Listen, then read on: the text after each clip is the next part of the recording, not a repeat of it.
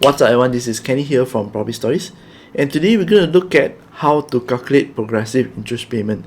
This is one of the most popular topic, especially when under construction property is very popular among the new buyers, okay, especially the first time home buyers.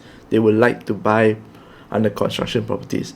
Sometimes I do get calls, I do get messages asking me, okay, so what is this the bank actually sent to me, and how much I need to start paying when this letter I received this letter. So today we're going to go through how to calculate this interest payment based on the documents you receive, so that you can do it yourself. So let's start, right? Okay, first we have the content here. We're going to talk about what is HDA and give you a sample sales and purchase agreement calculation. I'm going to give you 3 examples and we're going to go through that, and then finally we do have the frequently asked questions. So what is HDA? HDA stands for Housing Development Act 1966. It is to make the housing activity, the activity of providing housing, regulated and controlled so that you protect the interests of home buyers. Okay, home buyers. So that is why it's called a Housing Development Act. This act, right, is only applicable to homes only. That means it must be properties which is used for people to stay, then it is applicable. Okay, so that's why if you buy from undercon, you must see that whether it's HDA or non-HDA. If it's non-HDA, no need to say that is commercial use only. It means things are like offices. It's not for individual to stay, regardless of what the sales agent can tell you. Okay, the S&P is the one that determines all this. Next, this is the sample of the S&P sales and purchase agreement that you will see if it's a HDA compliant, meaning it's a house suitable for human occupation. Schedule G here, you will see Schedule G. Just have to look at this part here where I've already put in the box Schedule G. G here means individual title. Usually there's subdivided individual title, and usually they are landed properties. Okay, landed properties, individual title. G stands for ground, easy to see, easy for you to remember. Schedule G, schedule ground. Ground means you have a land and individual title. Okay, next one is very popular. Most of you will buy this high rise now, especially if you are living in Klang Valley. High rise. So you see this Schedule H. Schedule H means schedule high high. H is high. Okay, so when you are living at a high rise, that's high rise. So it's easy to remember. You don't have both of these means it's commercial. Remember, okay, doesn't matter what the agent will tell you, doesn't matter what the sales developer or staff or whatever tell you, or whoever tell you, if you don't see this, it is a commercial property which is used for commercial purposes like an office, okay, or a shop.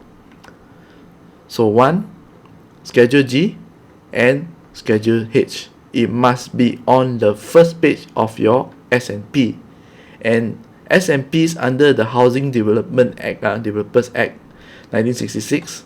Okay, Housing Developers Act 1966 is actually a standard S&P. Okay, you can see it's a standard S&P, so they cannot simply amend this S&P to give you. Okay, you also cannot simply amend, because in the S&P is already written the responsibilities of a developer and responsibilities of the buyer. Okay, so we go on to the next one. We shall explore more on the S&P as the days to come, but for the purpose of today's topic, we need to talk about the S&P, because this progressive interest payment are only for houses under Schedule Schedule H and Schedule G. Okay, this is the calculation. This is an example of a third schedule. If you buy a house under con, right, whether it's a Schedule G or Schedule H, the ground, landed or high rise, right, you will see a third schedule. The last part of S&P, you turn to the last part of S&P, you have see first schedule. First schedule is the one that's bearing your name, the unit number, and all your correspondence address, the developer details, and the size, everything about the property. Second schedule, and then you will see this third schedule. Third schedule, you will see the breakdown of the payments. How much you buy the house, let's just say in this case here is 500,000. How much you need to pay? The moment you place a booking, sign a S&P, you have to pay 10%. Okay, S&P pay 10%, which is 50,000. The purchase price here is 500,000. You need to pay 10%, which is 50,000. Then, as the developer actually constructs the property right up to the specific notes here, let's just say example 2A, the work below ground level, including piling and foundation of the said building comprising of the said parcel. That means the ground level, the foundation here, within 21 days, the purchaser must pay. The moment when they pay the bill, then the purchaser must pay within 21 days. When the banks come into the picture, the bill will be sent to the bank. This is what it's called by progressive release. Okay, so the next one is 10%, which is 50,000. And then next one, after complete again, the developer will claim again 15%, which is 75,000, and so on and so forth. When the developer claims,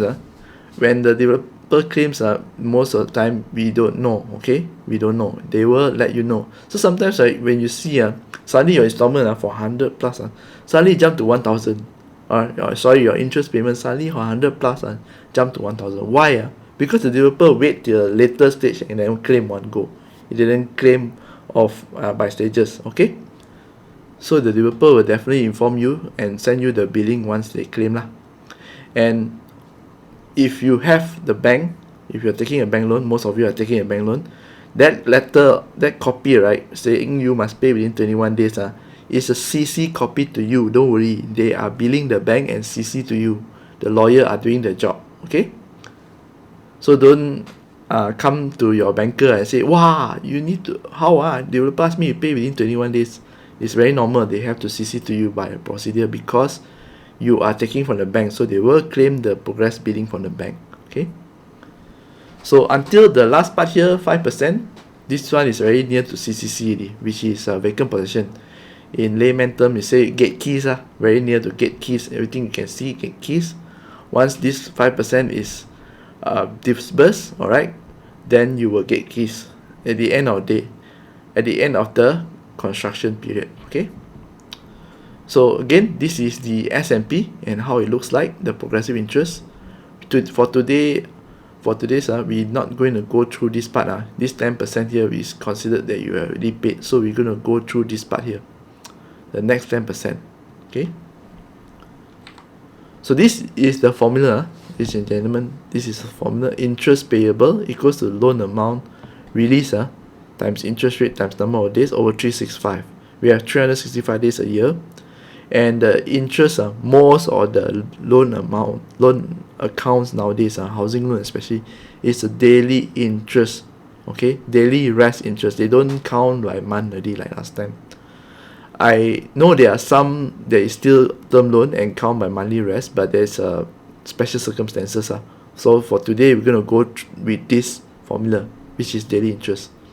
So for the first example, it's a very straightforward one.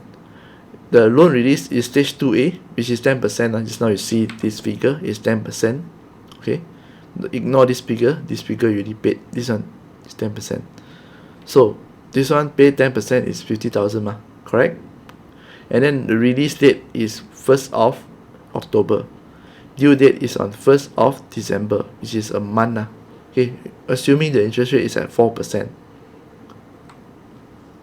So using the formula above, right, we put 50,000 here. We put 50,000 here times 4% times 31 over 365. So we get 169.86. When it comes to loan, right, you always round the number up. It doesn't matter it's 169.01. You round it upwards, not downwards. Okay. See, October has 31 days. This month has 31 days. That is why it's 31 over 365. Okay. So we get 170. So that month on 1st of November when it's due, you pay 170 ringgit to the bank. Okay. So for the next example, right, I'm going to show you two stage 2A and stage 2B release. 10% at 50,000 and 50% at 75,000 or 75,000. So I want to show you how the installments, how the interest can increase from one stage to the other. The first one, we see that it's released in 1st of October, right? Next due is 1st of November, interest rate 4%. The next month, assuming the developer release and claim for another stage, is date release is 1st of November.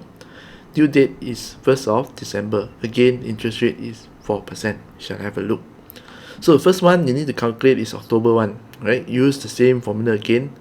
50,000 times 4% times 31 over 365, which is 169.86.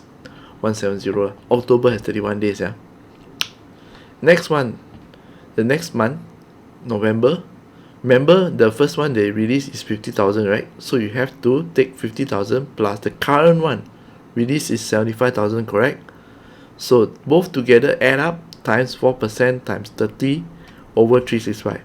November has 30 days. So you will get 410.96, also 411. Previously is only 170. Suddenly it becomes 410. You saw the 300 ringgit jump there? Okay, so sometimes when you buy an under construction property, you didn't expect to actually pay this much, right? Suddenly the bill come, then your interest increase, then it's like, wow, why suddenly increase so much? This is the reason.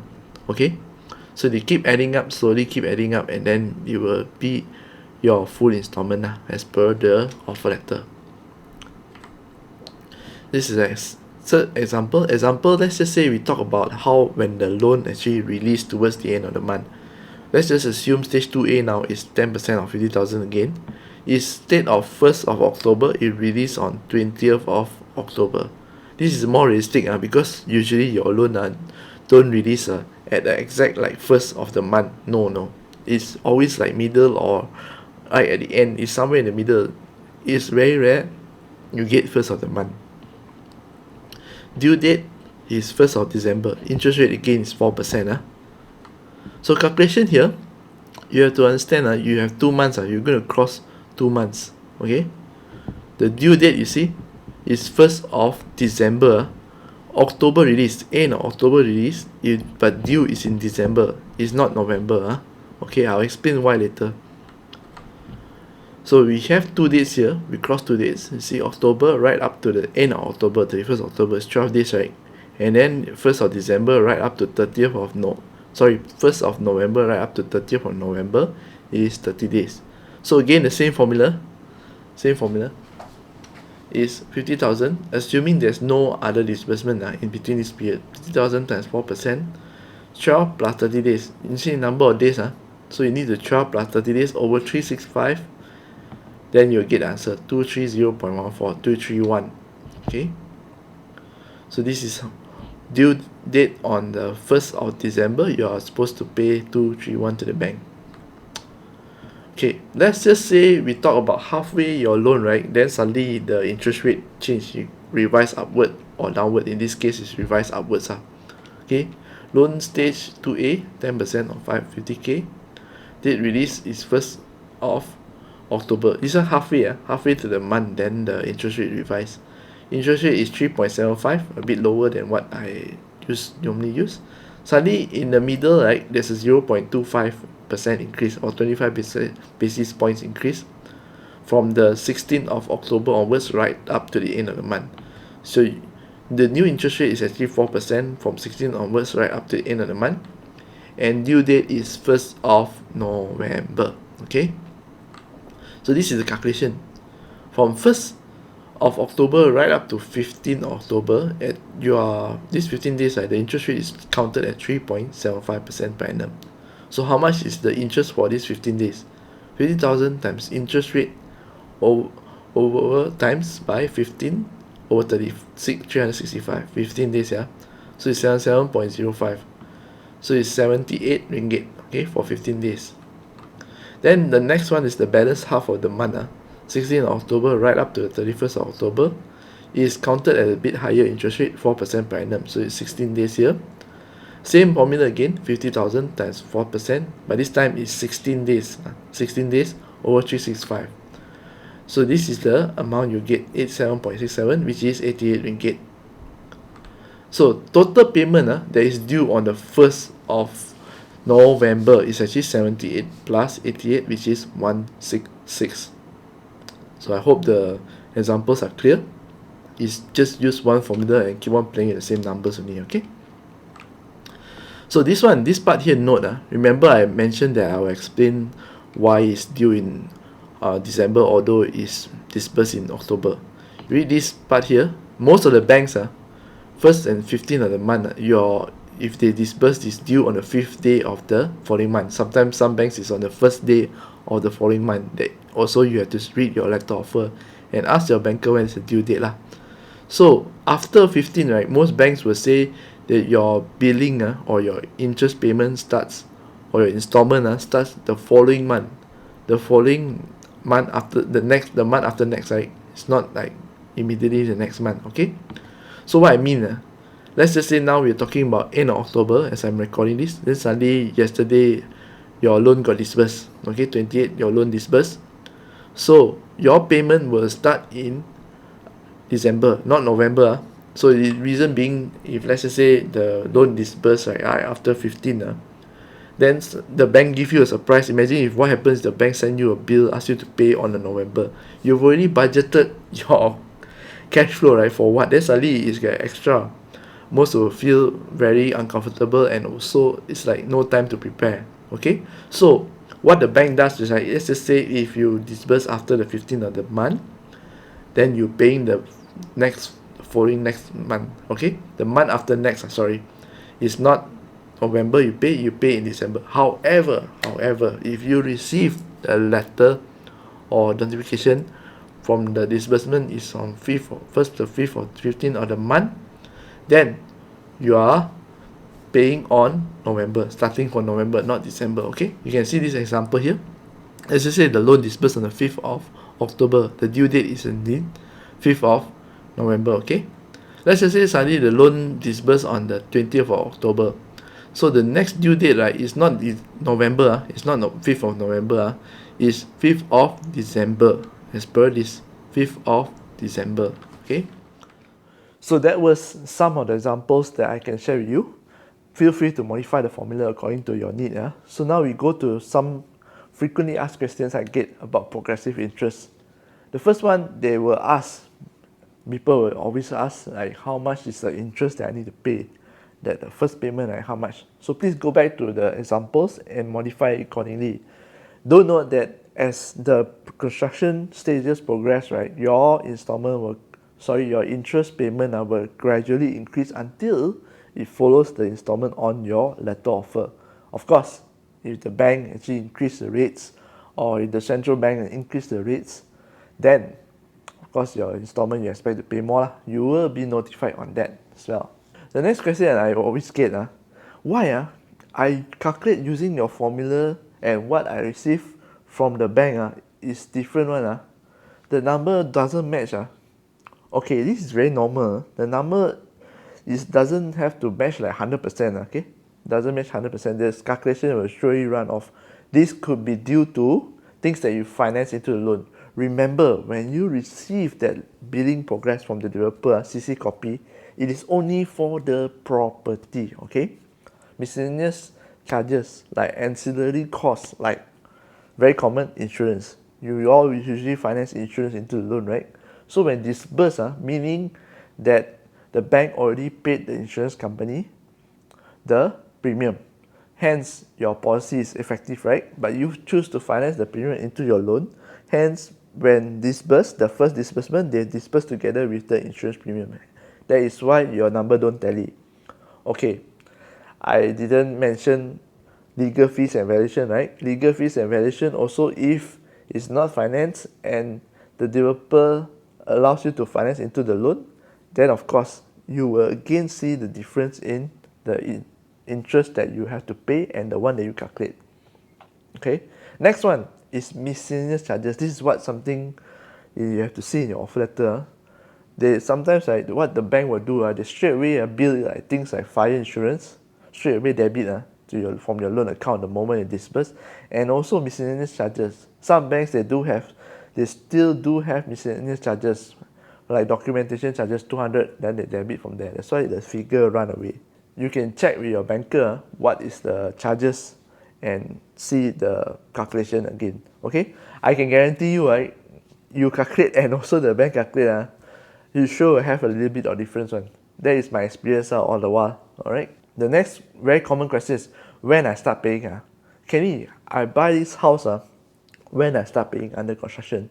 This one, right, you have to check with the developer or the agent that you bought from, because when you take a loan, the bank here already prepared the money to disburse the developer. Okay, since you take a loan, your collateral is a house, right? And then we bill you. We will be waiting the instructions, the bank, from our lawyer. Usually the bank lawyer and the developer lawyer is the same lawyer lah, if you buy under con, because they're also paying your legal fees, right? So when the lawyer send in and advise the bank to release money, we don't know. You have to check with the developer or the agent. But this is a very big but, right? It's very obvious, right? Let's just say you go to see a property that's under construction and it's already advanced stage of construction. Expect to pay within like 3 months, because already advanced stage of construction can disburse already. It's like 3 months. Some even I've heard, right, within 1 month they start paying already. Very fast on the disbursement. Okay, so make sure you are prepared. Don't get caught off guard. The next question I get, it sounds like this. I missed my first payment and bank called me to say I late. Will my secret record turn back? Very common. When I myself, right, when got my loan, right, I missed my first payment. The bank had to SMS me and say, hey, I actually missed this late payment. I think I missed about 200 ringgit because I need to open an account and pay. Alright? Don't worry. The bank understands this. Okay? So the bank will not charge you late payment interest. What you need to do is to go and call the customer service, or in this case, sometimes the banker needs to help you to actually just email the operation side to say that, okay, this is your first payment, first interest payment, hence you are late. This is because most of us human beings are creatures of habit. So you have not get into a habit of paying this housing loan every month. So that's why you miss the notification. Sometimes, yes, we are all busy, right? We miss the email, or we miss the SMS, or miss the letter. You get the SMS, oh, okay, I have to pay. Then suddenly you got work to do. Then you get distracted, you forget. So the bank understands this. Don't worry. There's no late payment charges. There's no secrets turning bad. So don't worry, okay? The first one is always the one that is excusable. The next question is roughly how much interest paid during the construction. This one, if it's, let's just say it's a landed property is about 5% of the S&P price. Example, S&P price is 500,000. So you'll be paying, or the landed property, right, over a 2 or 3 years construction, right, about 25,000 in interest. Remember, this interest payment is sunk cost. You have to pay no matter what it is, okay? So you pay and just hope that the property actually completes and you get a completed property and you start repaying the principal. If not, the loan will never repay finish because it's only interest. Alright? But I digress. So now we go to high rise. High rise, you pay even more. Over the course of 4 years of construction, right, you will be paying roughly 8%. 8% of the S&P price. So meaning here to say is that if the S&P price is about 500,000, what you'll be paying in interest only over the course of 4 years is about 40,000. Of course, if you get into the late of construction, like that, for example, you enter a second year or third year, or it's nearly complete, of course you pay lesser interest, okay? But in general rule of thumb, 5% for landed, which is 2 or 3 years construction, and 8% for high rise, which is about 4 years of construction, is the usual amount that you pay over the course of construction. Okay, Kenny, developer charging me for late payment interest, what to do? Okay, the first thing you don't do is panic. Relax first. Take that letter, okay, how much the interest payment, you forward it to your banker, okay, or your bank. Ask them to come up with a chronology of event. A chronology of event actually looks something like this. This is what I'm showing you on the screen. It details when the S&P is signed, when the loan is disbursed, what is the defect. Maybe they need to, the documentation has a defect.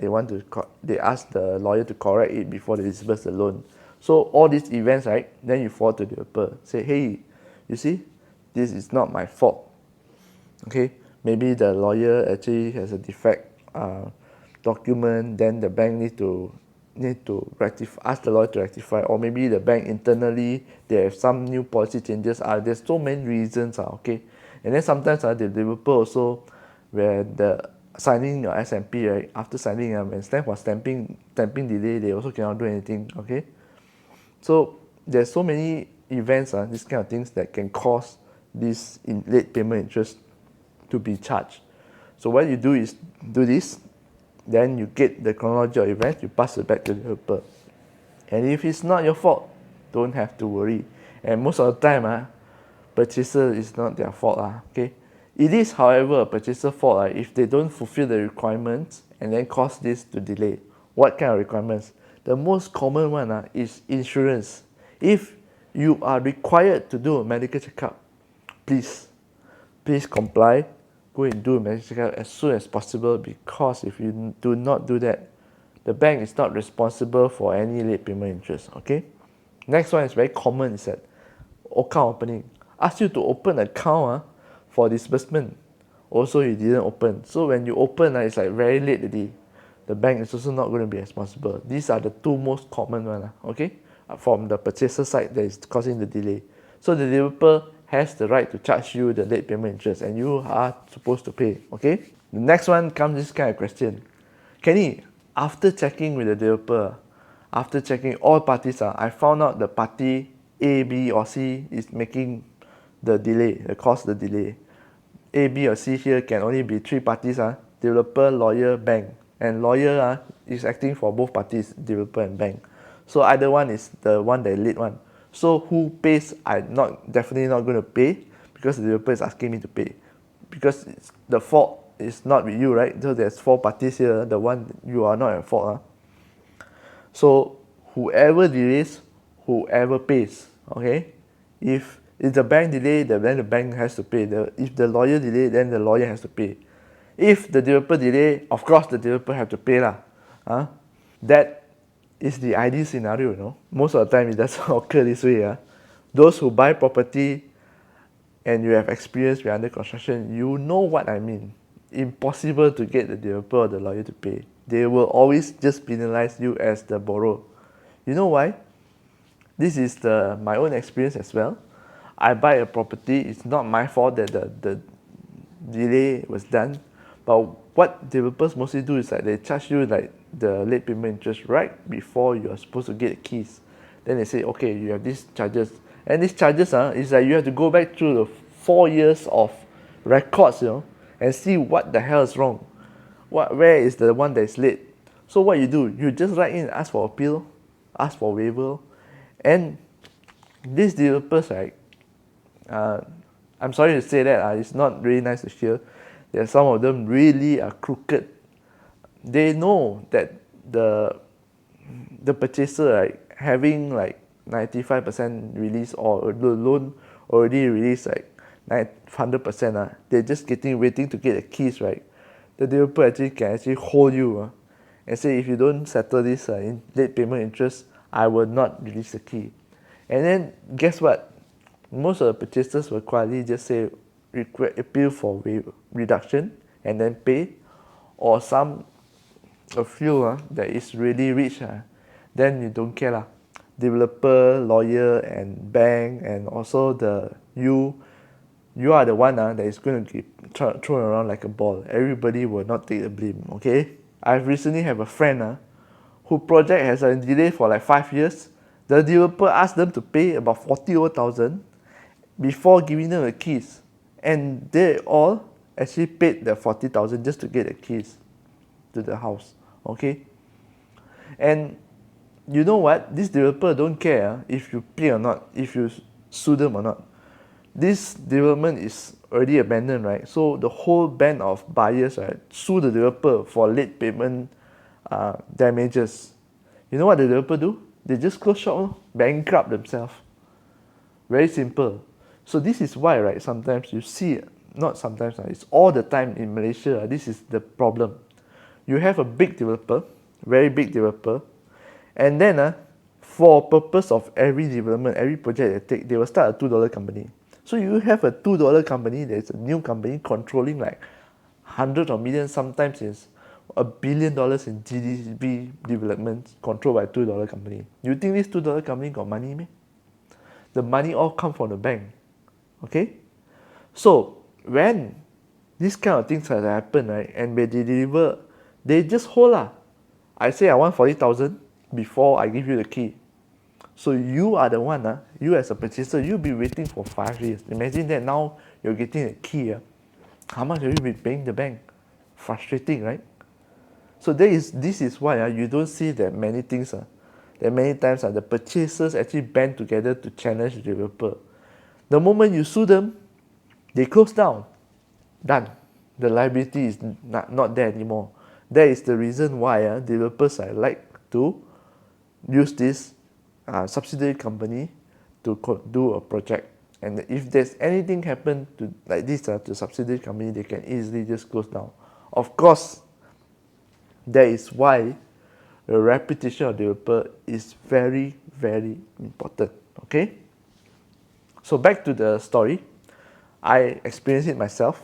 So I end up from 5,000, right? I appeal down to 2,000. Appeal, and talk to them, and they still don't want to reduce, 2,000 late payment interest.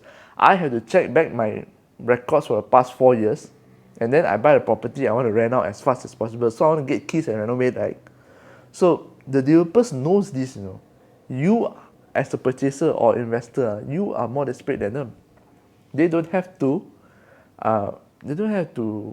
do anything. They just wait lah. Drag you. You also cannot tahan because you need to pay the bank every month, and then you're not getting the keys. So what I did was that I just paid that 2,000 and call it a day, get my keys and get my house renovated. Okay, because I need to rent out as soon as possible. If every month I delay, I have to pay to the bank, and I lose the opportunity to get my unit as fast as possible into the market. So that's my story. I hope it gives you a little bit of a glimpse into what is property ownership and investing like. We go to the final question that I have. The question sounds like this. I have an emergency, need to cancel purchase. Can I tell the bank to stop releasing money to developer? Okay, well, life is uncertain, right? Imagine today, let's just say the purchaser along the construction, say you have medical emergency, need to pay money for medical expenses, cannot afford the house anymore, but the house is already taken a loan with the bank. Can this purchaser now tell the bank, oh, please stop releasing, I got a critical illness and I cannot afford to pay the loan anymore? The answer is no. Why? Because during the end financing deal, right, the bank actually gave the developer a letter of undertaking that they disburse the full amount of the loan taken with the bank, the particular bank, without condition, unconditional. Okay, so that means an unconditional and it's not revocable, meaning this letter here, you can't actually pull back the loan anytime. The bank can get sued for this. So that's why you have to disburse full. This letter will be a binding agreement between the bank and the developer. So the bank cannot just stop the payment and then the developer will sue the bank. And if, let's just say, the bank were to stop the payment and can do this, purchasers are allowed to do this, what will happen to the development? Imagine this today, if purchasers are using these excuses to loophole to cancel and get out of the deal, or maybe it's real, we don't know. What will happen is that the banks will not release the money for the developer to complete. How about other purchasers? Okay, other purchasers, so they bought the property hoping to have a house in hand, right? If this were to be rampant, imagine now the development, too many of them are bought. What will happen is that the developer has not enough cash flow to finish the property and will end up abandoned. It's not fair to the other purchasers. Hence, that is why when the bank issue a letter of undertaking, it's unconditional and irrevocable. So if you have any emergency, or if you know someone who have any emergency that they have to abort unfortunately they are not allowed to due to this cause and this reason. I hope that makes sense, and I hope you understand. So the next video that you should definitely catch is this video that I did on bank loan offer letters and the checklist. Here, right, I go through an actual offer letter to explain to you what are the main terms that you should know as a borrower before you even sign the offer letter. Okay, so I'll see you again in the next that video, and this is Kenny here from Property Stories. Bye bye.